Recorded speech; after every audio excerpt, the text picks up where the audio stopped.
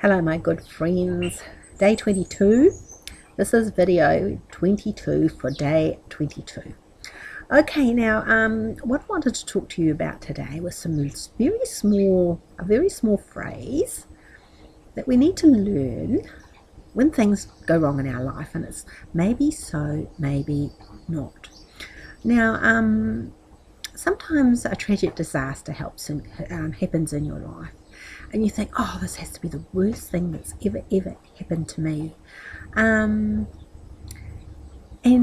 you go through that day thinking, oh my goodness, nothing ever so bad has ever happened, and I can't understand why I'm having to go through this trial. And there was a story about a farmer way in an old country one day, and there used to be a wise man in their village that you'd go and visit when they had a problem. Anyway, he was, ploughing his fields with his great big ox, and the ox dropped dead. Anyway, he was feeling like, oh, what a tragedy in my life. How am I going to do these crops now? And so he took the walk to the wise man and asked him what to do. He said, look, my ox has died when we were ploughing the field, and I have no way to plough the field now, so don't you think this is just the worst thing that's ever happened in my life? And the wise man just sat there quietly, and he was full of compassion for the man, and he said, look, maybe so, maybe not. Well, the farmer was enraged. He went back to the village, told everybody that the wise man had gone mad, and he was so upset because to him this was the worst thing that could ever happen in his life. Anyway, the next day there was this wonderful horse outside of his property, just waiting there. Nobody claimed it, nobody knew whose it was, and he thought, oh, I might go and catch that horse. He might be able to help me with my ploughing. And guess what? He went and caught the horse, and he did help him with the ploughing, and he was going great guns, and he thought, this is just so wonderful. Maybe the wise man isn't so mad after all. So after he had finished all his work for the day, he took the great big long walk again to see the wise man, and told him all about finding the horse and how it had helped him do his ploughing, and wasn't that the best thing that had ever happened to him? The wise man just looked him in the eye and said, well, maybe so, maybe not. Well, the farmer didn't know what to say, so he went back down to the village thinking, oh gosh, this man, surely he must be going mad. He says this to everything I'm saying, whether it's the worst thing or the best thing. I can't understand what he's trying to tell me. Anyway, the next day, his son got on the horse. His son was an able-bodied man. He was able to help with the farming, and his father said, oh, well, you can help me, and then I can do this, and we've got this lovely horse now, and you can do it. So the son went off and did the work in the fields, and something happened, and the son fell off the horse and broke his leg. And of course the farmer was quite distraught, because he said, oh, my son, but at least he hadn't killed himself.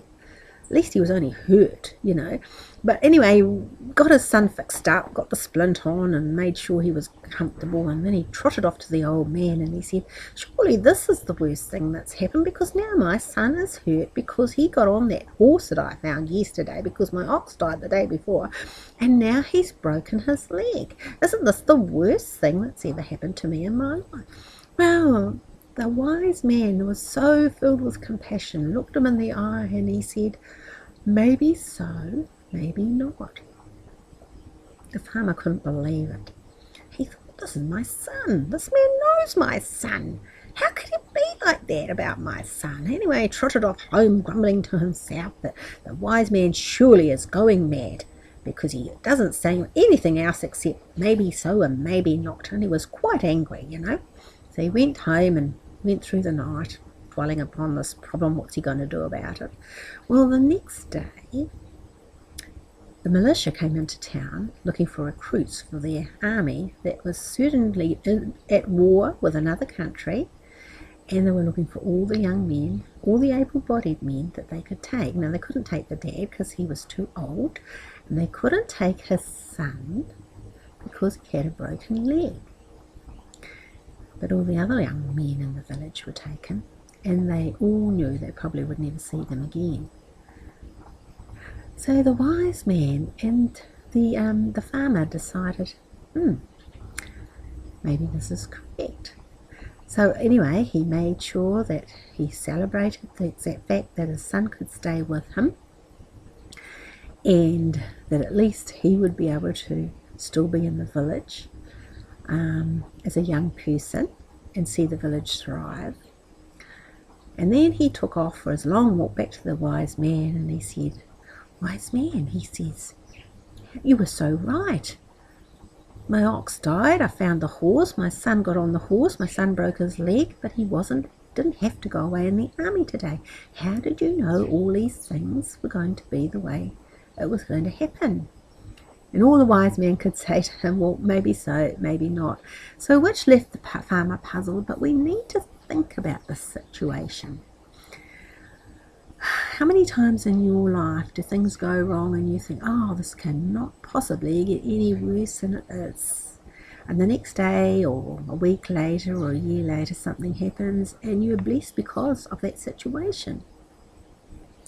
And then maybe something else happens to you and you think, oh no, here we are back again to road one, everything's gone wrong again. And then you get another blessing, maybe the next day, maybe a year's time. You get another blessing, and if that other event hadn't happened, you wouldn't have had this new blessing. So we have to think about all the things that we assess that happen to us in our life and that we assess as something that's going wrong when it might be the gateway to something good happening. So that's what I wanted to talk to you about today on day 22. And I'm going to close off here at the moment, and I'll look forward to talking to you again tomorrow, leaving you with heaps to think about. Bye.